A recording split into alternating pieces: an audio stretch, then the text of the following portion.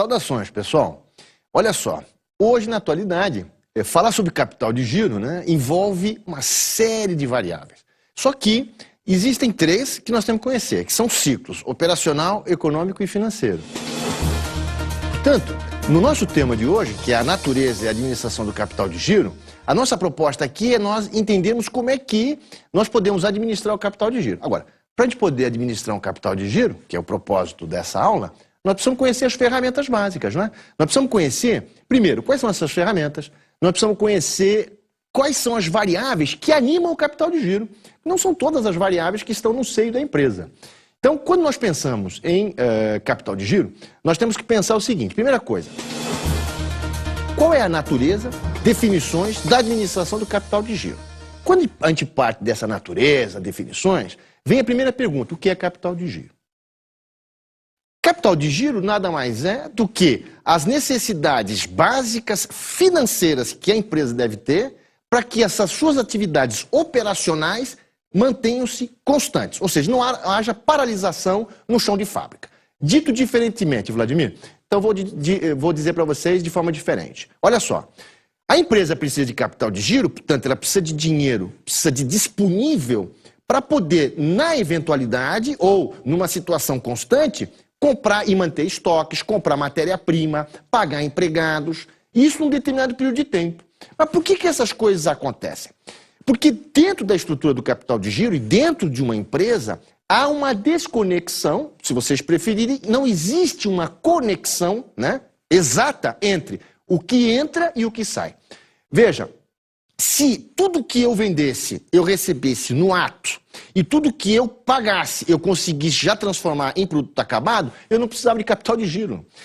Na medida em que eu tenho uma desconexão das entradas de dinheiro, portanto, das vendas que eu faço, que eu realizo, e dos pagamentos que eu realizo para comprar matéria-prima, existe uma desconexão, portanto, um descompasso, uma distância, surge o capital de giro. Quando nós definimos, então, o capital de giro como sendo uma necessidade financeira, né, portanto, de numerários disponíveis para manter as atividades operacionais da empresa em pleno vigor, existe e surge a ideia de dois tipos básicos de capital de giro. Um deles, conhecido como capital de giro fixo, e outro conhecido como capital de giro variável. Vejamos o que nós temos a dizer sobre isso. Capital de giro fixo se refere ao volume mínimo de ativo circulante necessário para manter a empresa em condições normais de funcionamento. Capital de giro variável é definido pelas necessidades adicionais e temporais de recursos. Olha só, fixo, condições normais, sazonal ou variável, aquilo que varia. Vladimir, explica para mim em que situação uma empresa tem mais capital de giro, precisa de mais capital de giro fixo e mais variável. Olha, é bem simples. Para pensar, pega uma indústria, por exemplo, montadora de automóveis. Então ela vai ter um capital de giro fixo se nós considerarmos que as vendas de automóveis se dão regularmente num determinado período de tempo. Portanto, durante 12 meses, as vendas de automóvel não sofrem variações. Vladimir, é mais difícil compreender esse, é verdade. Vamos pensar diferente. Normalmente, as empresas que vendem, né, e têm a sua produção sobre encomenda, ela tem uma parte, uma necessidade de capital de giro fixo maior do que sazonal. Por quê? Porque é sobre encomenda. Então, eu só produzo, quer ver? A indústria de imóveis. Vamos pegar sofás, vamos pegar, por exemplo, mesas de centro, vamos pegar cadeiras. E mesinhas, por exemplo, de encosto. Essas indústrias, por exemplo, a indústria moveleira, ela precisa de uma parte maior de capital de giro fixo. Por quê? Porque as vendas são sob encomenda. Então, ela só produz aquilo que ela vende. Ou, se vocês quiserem, ela só vai vender aquilo que produz. Já nas vendas sazonais, por exemplo, sobretudo no que acontece na indústria, no setor primário, rural, por exemplo, a agroindústria, plantação de feijão, por exemplo, de milho, de soja, você tem um período de plantação, você tem um período de maturação, crescimento da planta e colheita. Então você tem um período de sazonalidade. Então você tem ali uma busca de capital de giro sazonal, portanto variável maior do que capital fixo. O que define o quanto nós vamos ter mais de capital fixo ou mais de capital sazonal vai ser a atividade da empresa. Vamos dar uma olhadinha num gráfico que tem aí em tela para vocês perceberem como é que funciona esse capital de giro fixo e sazonal. Vejamos em tela. Olha só, pessoal, vocês estão vendo esse gráfico em tela? Nós temos, então, numa abscissa, nós temos uma ordenada. Na abscissa, nós temos a unidade de tempo. E na ordenada, nós temos lá, pode ser volume de produção, nessa ordenada pode ser o eixo vertical. Nós podemos ter faturamento, nós podemos ter valores monetários, tá? Pode ser desde valor monetário até unidade de atividade. Portanto, peso, medida, qual for. E na abscissa, normalmente, tempo. Observe que nós temos dois movimentos. Nós temos uma linha reta, que não varia. Esse é o capital de giro fixo. E nós temos uma linha que se alterna. Ela se eleva e depois ela cai. Esse movimento de subir e descer denota a demanda do capital de giro sazonal ou variável. Por que isso acontece? É o que nós vimos agora há pouco, o que eu falei agora há pouco. Dependendo da atividade da empresa ou do ramo de atividade industrial, essa empresa ou essa indústria vai precisar de um maior volume de capital de giro, portanto, vai ter mais demanda de dinheiro para cumprir seus compromissos de curto prazo, no curto prazo, maior do que seria, por exemplo, numa empresa que vende, que produz, por exemplo, sob encomenda. Essa vai ter um capital de giro mais fixo. Uma vez entendido isso, ou seja, a diferença do que é o fixo e o sazonal, nós passamos por uma outra classificação do que vem a ser o capital de giro, que é o capital de circulante líquido, e o capital de giro próprio. Vamos separar as coisas bem direitinho. A primeira delas é o capital de giro, esse que nós vimos, seja a parte fixa ou a parte sazonal, também conhecido como capital circulante líquido, ou CCL. Todo mundo conhece isso, mas a gente vai ter que ver de novo. Não, tudo bem. Mas veja, agora nós vamos ver sob o ponto de vista da necessidade da empresa. Então, olha só, quando a gente pensa em CCL, capital circulante líquido, lembra do balanço patrimonial.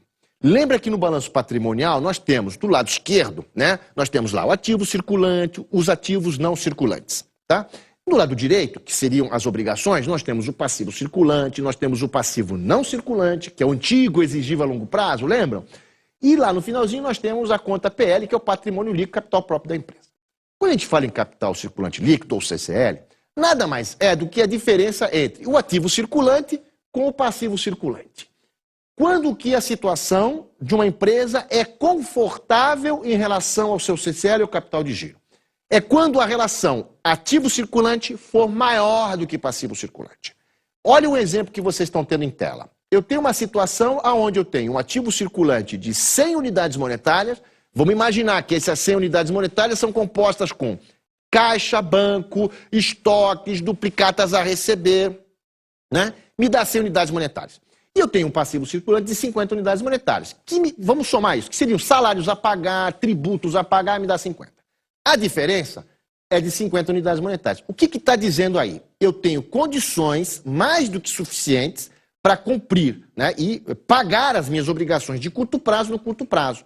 O meu capital de giro é de 50 unidades monetárias. Então, essa necessidade eu tenho na minha empresa. Eu não preciso buscar fora, ela existe.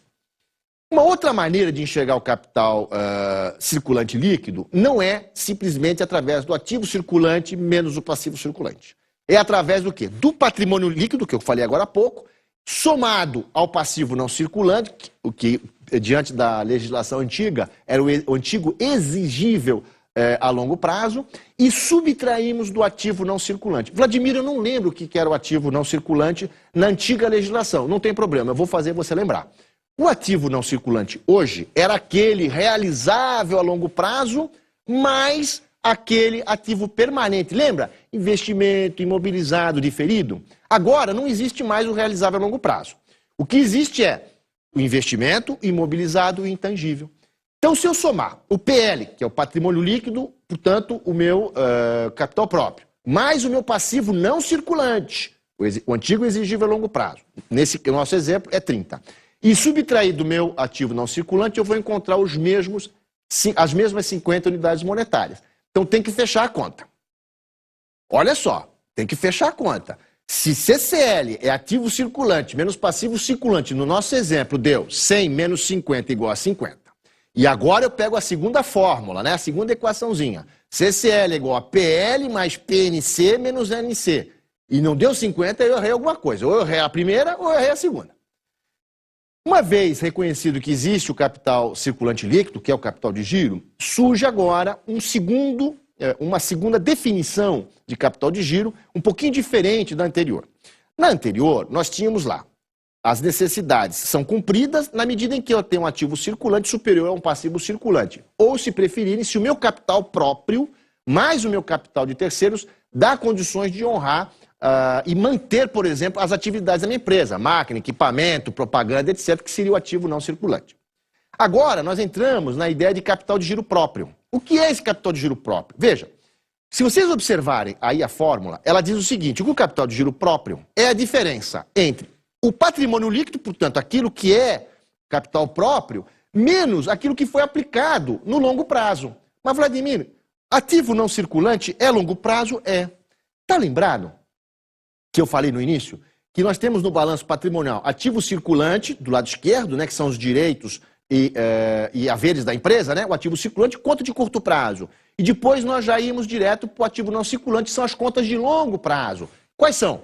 Investimento, imobilizado e o intangível. Máquinas, equipamentos, móveis, terrenos, está tudo no ativo não circulante.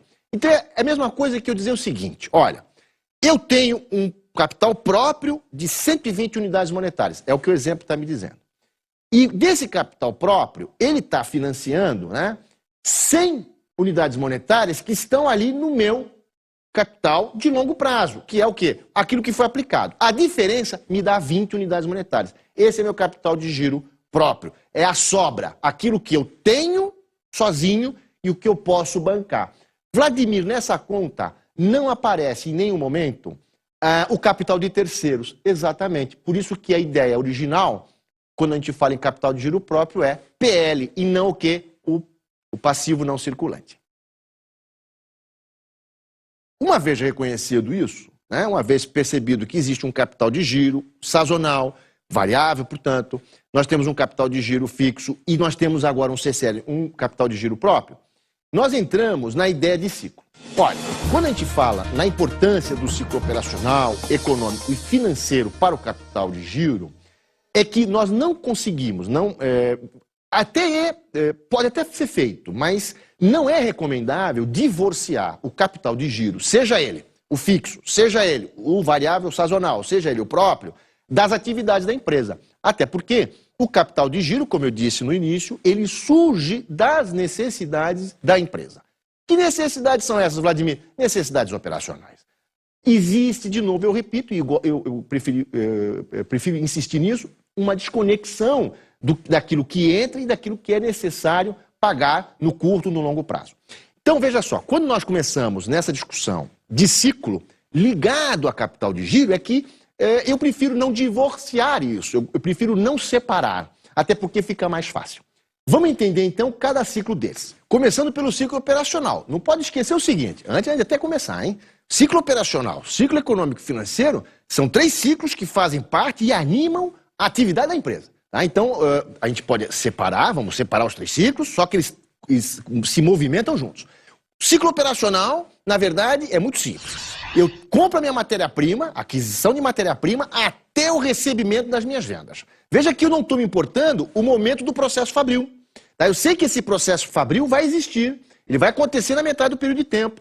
Eu não estou preocupado no ciclo operacional quando que eu vendi o meu produto. Né? Eu estou preocupado com 2 datas importantes, quer ver? Eu estou preocupado com a data que eu comprei a minha matéria-prima e a data que eu vou receber pelo meu produto vendido.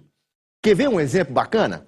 Vamos pensar assim, vamos imaginar uma empresa que produz escovas de dente. Tá? Então, vamos imaginar que ela precisa de 2 matérias-primas, 2 tipos de matéria-prima. Ela precisa de resina plástica, né, para poder fazer a forma da escova de dente, e precisa comprar, vamos imaginar que ela compra direto as cerdas já cortadinhas só para colar ali.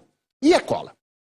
Vamos imaginar então que essa empresa compra, não estou dizendo que ela paga, hein? Ela comprou 5 toneladas de resina, mais 100 quilos de cerdas em fardos e mais 10 quilos de cola. No dia 5, por exemplo, de março, de determinado ano lá, o ano não importa, dia 5 de março. No dia 5 de março ela comprou, vamos imaginar que ela pagou isso no dia 8. Eu estou dizendo que ela pagou no dia 8, mas não me preocupo com isso não. No dia 9 ela começou a fabricar, no dia 15 ela terminou a produção, no dia 16 ela vendeu. Olha só que ela vai receber só no dia 20. Olha o que aconteceu. Ela comprou no dia 5, aconteceu uma série de coisas e recebeu isso no dia 20. Qual é o ciclo operacional dela? É do dia 5 até o dia 20. 15 dias é o ciclo operacional. Você pode ver isso no gráfico. As setinhas, né? Mostrando a compra, o pagamento, o processo fabril, a venda. E aí depois nós temos o recebimento das vendas. Mas por que esse recebimento? Por que ele é longo, Vladimir? É o que justifica o capital de giro, né? Se fosse tudo à vista, não precisaria de capital de giro. E se ela pagasse tudo no mesmo dia? Vamos imaginar um ciclo operacional assim, ó. A empresa compra no dia 2, nesse dia 2 ela paga a matéria-prima, no mesmo dia 2 ela produz o seu produto, no mesmo dia 2 ela vende o seu produto e no mesmo dia 2 ela recebe. Bom, isso é uma coisa assim, bem sui generis, mas é possível? Sim, no limite sim. Vamos imaginar, vamos dar uma folga. No dia 3, qual é o ciclo operacional dela? Um dia 0. Ela não precisa nem de capital de giro, porque tudo acontece no mesmo período. Tá certo? Olha só, ciclo operacional não esquece mais. Compra a matéria-prima, esquece se ela pagou ou não, mas recebimento das vendas. O ciclo econômico já é um pouco diferente, tá? O ciclo econômico, a gente tem que ter uma outra preocupação. No operacional, eu tinha lá a compra da matéria-prima. O ciclo econômico, Vladimir, começa também na compra da matéria-prima. Esquece quando ela pagou, se pagou no dia 8, dia 9, dia 10. Só que agora no ciclo econômico é produção. Então, compra e venda. No ciclo operacional era compra e recebimento. Agora o econômico, como é que eu consigo, Vladimir, memorizar isso fácil? É muito simples. O ciclo econômico é produção, então esquece pagamento e recebimento. O que sobra? Onde eu comprei e quando eu vendi. Vamos imaginar que agora eu não estou produzindo mais escova de dente. Vamos imaginar que eu estou produzindo pares de sapatos. Então eu tenho que comprar couro, né? Vou comprar couro, vou comprar cola, o que mais? Vou comprar ilhós, né? Para passar o cadastro e cadarço. Eu compro isso tudo no dia 10. Compro isso, pago isso no dia 11, depois eu produzo no dia 13, 14, no dia 18, por exemplo, eu vendo. Olha só, pouco importa quando que eu recebi por isso, qual é o meu ciclo econômico? 8 dias. Por quê? Porque eu comprei a matéria-prima e vendi no 18º, né? Então, compra no dia 10, se eu vendi no 18º, entre o 10 e o 18, existem 8 dias. Veja a diferença do ciclo operacional. Eu teria talvez mais 2 dias para frente, né? Porque eu vendi e vou receber 2, 3 dias mais para frente, porque eu consigo prazo, né? Então, olha só, uma maneira de guardar o ciclo econômico é bem essa. A gente pensar o seguinte, esquece pagamentos e a gente pensa só em produção. Compra, produz, vendeu. Esse é o ciclo econômico. O ciclo financeiro, agora, ele é exatamente o contrário do ciclo econômico e do ciclo operacional. Rapidamente, para a gente não se perder. O ciclo operacional, eu comprava e esperava o recebimento. Me dava de ponta a ponta. Dentro do ciclo operacional, eu tenho o ciclo econômico. Eu compro e eu vendo. Esquece o recebimento. Olha só que bacana agora. O ciclo financeiro, ele está ainda mais dentro ainda, né? De todos os ciclos. Por quê? Porque eu comprei lá no determinado período e paguei agora a matéria-prima. Então, veja lá, comprei no dia 10. Paguei a minha matéria-prima no dia 15. Vendi ela no dia 20. E aí eu vou agora receber no dia 30. Qual é o meu ciclo financeiro? 15 dias. Vladimir, por que 15? Porque eu paguei a minha matéria-prima no dia 15 e recebi pelas minhas vendas no 30º dia. 15 dias. Então, como é que eu gravo o ciclo financeiro? Muito simples. Saída de dinheiro, entrada de dinheiro. Pensa nisso. O ciclo financeiro já está dizendo financeiro, dinheiro. Paguei, recebi. A diferença me dá o ciclo financeiro. Então é assim. O ciclo operacional, ele abrange toda a estrutura. Ele abrange o ciclo econômico e o ciclo financeiro, que fica mais pequenininho ainda. Conflito entre risco e retorno na administração do capital de giro. Vladimir, eu já entendi o que é um capital de giro próprio, eu já entendi o que é um capital de giro fixo, um sazonal, o que é um CCL. Eu já vi que a importância, por que existe o ciclo operacional, por que existe o ciclo financeiro e existe o ciclo econômico. Eu já aprendi tudo isso. eu já entendi da importância da ligação desses ciclos, né, intimamente com o capital de giro. Ou seja, o capital de giro existe porque existe prazo, existe toda uma desconexão que tem que ser contada. Por que existe esse conflito de risco e retorno quando a gente se administra o capital de giro? É muito simples. Nós vimos há pouco que o capital de giro, lá na primeira definição, envolve duas rúbricas importantes lá no nosso balanço patrimonial. Uma delas é o ativo circulante e a outra é o passivo circulante. E o que envolve risco e retorno? É simples. Para eu manter um capital de giro adequado, eu vou precisar ter uma relação de ativo circulante maior do que o meu passivo circulante. Isso é um fato. Nós vimos há pouco. Quanto maior for o ativo circulante e menor for o meu passivo circulante, em relação a ele eu posso pagar as minhas dívidas de curto prazo e ter sobra, portanto eu tenho um capital de giro à minha disposição. Só que, observe o seguinte, na medida em que eu tenho mais ativo circulante, ou seja, eu tenho mais caixa, eu tenho mais aplicação financeira, ativo circulante, eu tenho mais estoques, ativo circulante, eu tenho mais duplicata a receber, significa que eu estou pegando o dinheiro, seja de curto prazo, seja de longo prazo, jogando tudo aonde? Em caixa, em movimentação financeira. E estou deixando de aplicar dinheiro, por exemplo, em máquina e equipamento, que é ativo não circulante. Vladimir, e onde entra o risco? O risco entra exatamente aí. Quando eu tenho uma relação de ativo circulante, né, maior do que ativo não circulante, portanto, eu estou prezando, eu estou investindo mais em recursos de curto prazo e menos recursos de longo prazo, eu estou tendo uma situação de menor risco. Por quê? Porque o meu ativo circulante fica maior do que o meu passivo circulante. Então eu pago as minhas contas de curto prazo, salário, contas a receber, matéria-prima, etc, etc, e sobra ainda dinheiro para aplicação financeira. Isso é menor risco. Agora tem um problema. Eu entro numa situação de menor rentabilidade. Por quê?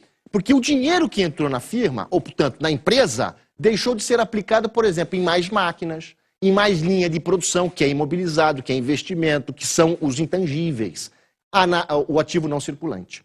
Então, olha só que importante. A discussão de capital de giro envolve uma administração de risco e de retorno. E outra coisa, se eu diminuo o meu risco, né, estou diminuindo o risco, porque eu estou aumentando o ativo circulante, eu também, infelizmente, estou reduzindo a minha rentabilidade, porque algo deixou de ser investido aonde? No meu ativo não circulante. Vladimir, posso reverter a situação? Pode. Observa aí na tela. Eu tenho uma situação aonde eu posso fazer o contrário. Eu posso pegar o dinheiro que entra na empresa e aplicar, por exemplo, em ativos não circulantes, em máquina, em equipamento, em imóveis, por exemplo, em linhas de produção, por exemplo, intangível, eu posso começar a investir, por exemplo, em marketing, propaganda. Quando eu faço isso, espera-se uma rentabilidade maior no meu negócio. Só que ao fazer isso, o que está acontecendo? Eu estou reduzindo o quê? O meu ativo circulante. Então, no meu esquema que vocês estão vendo aí, eu tenho uma situação de ativo circulante menor do que o meu ativo não circulante. Então, a seta é o contrário, né? Do anterior. Comparem. No anterior, o menor risco era ativo circulante maior do que ativo não circulante. Agora, a setinha virou. É ativo circulante menor do que o ativo não circulante. O que está acontecendo agora, Vladimir? Eu estou tendo um maior risco e uma maior rentabilidade. Maior rentabilidade porque o ativo não circulante ficou maior. Ficou maior porque eu investi mais em máquina, linha de produção e etc. E por que eu fiquei com maior risco, Vladimir? Simples, porque diminuiu o meu ativo circulante. Ao diminuir o meu ativo circulante, se eu mantiver fixo o meu passivo circulante, o que vai acontecer? Eu posso chegar numa situação ao contrário do que nós vimos anteriormente. Chegar numa situação onde eu tenha 50 unidades monetárias no ativo circulante e 100, por exemplo, no meu passivo circulante. O que é isso? É um risco danado, né? Porque eu tenho, para cada R$1 que eu tenho no meu passivo circulante, eu tenho 50 centavos só. Ou seja, me falta metade. Eu tenho R$100 para pagar e só tenho 50. Isso que é risco do negócio. Existe um fiel da balança? Olha, só a administração muito bem feita, só a gestão dos recursos da empresa pode chegar a uma situação quase de equilíbrio. Equilíbrio perfeito não vai chegar nunca. O que pode é você prezar um pouco mais a rentabilidade sacrificando um pouquinho o teu risco. Ou você pode melhorar o teu estado de solvência, portanto, aumentando a tua liquidez, diminuindo o risco, mas você vai, sem dúvida alguma, sacrificar a tua rentabilidade. Então toma muito cuidado com isso. Vai haver alguma situação, Vladimir, que eu consiga deixar igual os dois? Olha, no universo teórico, sim. Tá? Na teoria, sim. Na prática, não. Na prática, o que você vai acontecer, não esquece mais. Aumentou o risco, você certamente vai aumentar a tua rentabilidade, porque você está jogando mais dinheiro em ativos permanentes, em ativos não circulantes. E se você reduzir o risco, você vai estar reduzindo a tua rentabilidade, porque você vai estar colocando dinheiro mais de curto prazo. Vamos dar uma olhada nessa locução que fala exatamente sobre essa dificuldade, ou melhor, dessa importância do capital de giro. Vejamos. A crise econômica fez disparar a procura por linhas de capital de giro no Banco Regional de Desenvolvimento do Extremo Sul, BRDE, no Paraná. A maior busca por fontes de recursos para tocar o dia a dia do negócio das empresas fez com que o volume contratado para esse tipo de linha saltasse para 119,25 milhões de reais no período de janeiro a julho de 2009. Um aumento de 290,79% em relação ao mesmo período do ano anterior. O movimento ajudou o banco a bater recorde de contratações. Entre investimentos e capital de giro, o volume bateu a marca de 683,4 milhões de reais, alta de 56,81% na mesma base de comparação. O volume supera o resultado de todo o montante do ano anterior, quando foram contratados 635 milhões de reais.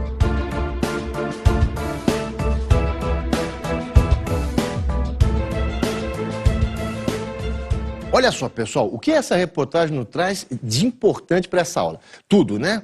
Ela nos traz o seguinte, que o BRDE sofreu uma demanda violenta, né, nos últimos tempos, a procura de capital de giro. Vladimir, por que houve essa demanda violenta de capital de giro no BRDE? A palavra-chave está na reportagem, crise. Lembra que eu falei no começo? Capital de giro sazonal e fixo. Lembra que eu falei que quando nós temos... eu até citei o caso das empresas que lidam com atividade agroindustrial, que elas precisam plantar, precisam trabalhar a terra, plantar, existe um espaço de tempo. A crise é mais ou menos assim. O que acontece? Quando existe uma crise, você tem o quê? Você tem um resfriamento da demanda. O que é esse resfriamento da demanda, Vladimir? Ou, se vocês quiserem, um recuo da demanda. As pessoas começam a comprar menos por causa da crise. Ficam com medo. No dia seguinte, guardam e poupam. Se as empresas compram menos, o que acontece com a minha linha de produção? Lembra da definição de capital de giro econômico? Lembra da definição de capital do ciclo operacional? Ciclo econômico, ciclo financeiro? É como se eu tivesse que fazer um esforço gigantesco, sobretudo no meu ciclo financeiro, portanto, pagar minha matéria-prima o mais rápido possível e conceder um prazo de pagamento muito longo. É como se eu aumentasse o meu ciclo financeiro muito para fazer face à crise, para poder trazer clientes para mim. Então eu concedo prazo de pagamento, eu concedo desconto. E ao fazer isso, o que está acontecendo comigo? Eu estou aumentando o passivo circulante e reduzindo o ativo circulante. Ah, Vladimir, então aí eu preciso de capital de giro, sem dúvida. Aí eu preciso. As empresas, dessa reportagem do BRDE, houve, vamos dizer assim, entre aspas, né, um assalto ao BRDE, né, buscando capital de giro, sobretudo sazonal, em função da crise. Então, leia-se, crise gera uma busca por capital de giro sazonal.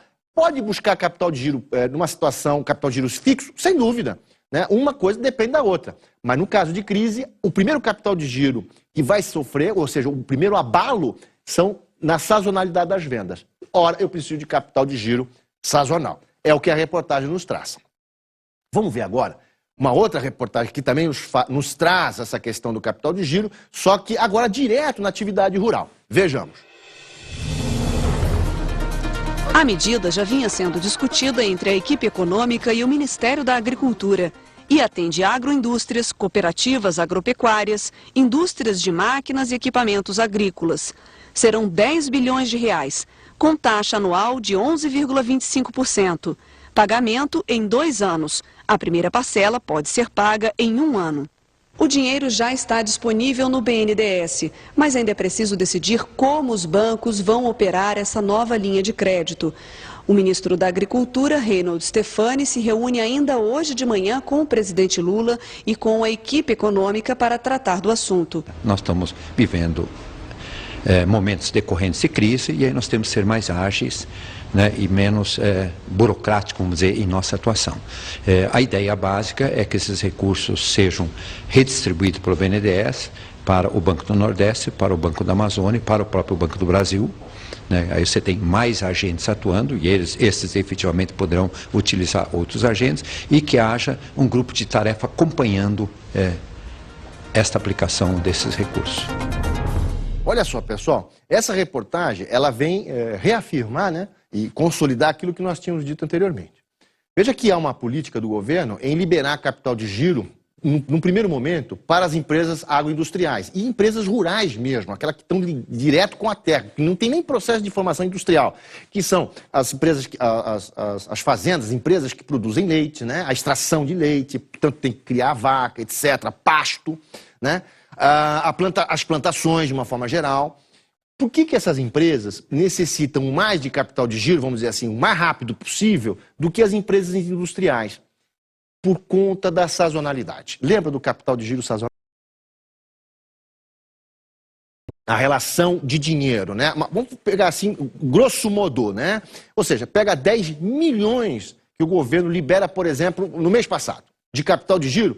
Seguramente, mais de 80% desses 10 milhões de reais, ou bilhões de reais, vai para onde? Para as empresas agroindustriais ou empresas rurais. O resto vai para as empresas industriais. Por quê? Porque o processo de sazonalidade, né? Ou seja, cuidar da terra, plantar, esperar a chuva, etc., as incertezas, as intempéries, até colher o produto final, depende de uma série de fatores que a indústria está, de uma certa forma, confortável. Então é assim, se nós colocarmos de um lado uma empresa rural e uma empresa industrial, nós vamos ver que a sazonalidade na empresa rural é muito maior do que na industrial, né? Então, o governo, faz sentido essa reportagem, o governo priorizar, dar prioridade a esse tipo de empresa, alocando recursos de capital de giro para elas. Por quê? Para que a atividade econômica continue, né? Até porque é a base de sustentação de uma economia. No caso do Brasil, nós temos uma produção muito grande no caso da agroindústria e na indústria extrativista. Pessoal, como consideração final, vale a gente lembrar aqui alguns conceitos que foram ditos nessa aula de hoje. Não obstante o que nós falamos agora há pouco sobre as duas reportagens que, de certa forma, elas fecham muito bem os conceitos anteriormente ditos. O primeiro deles, que eu acho que não pode perder de vista, é que a ideia de capital de giro está ligada, e a gente não pode mais esquecer disso, aos 3 ciclos. Sejam eles o ciclo operacional, começa lá na compra da nossa matéria-prima até o recebimento das vendas. O ciclo econômico, que começa também na compra da matéria-prima, mas não se preocupa com o pagamento das vendas, o recebimento das vendas, mas se preocupa com a venda propriamente dita. E o ciclo financeiro, que está ali dentro, né? Eu comprei, paguei a minha matéria-prima e agora vou receber minhas vendas, que é o hiato financeiro.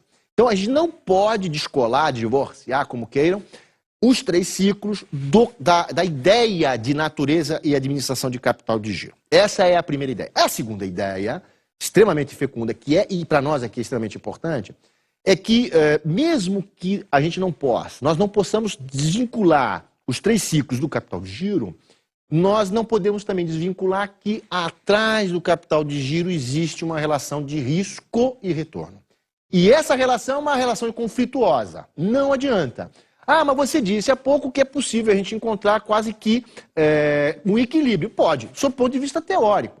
Mas sob o ponto de vista prático, sempre vai haver um conflito.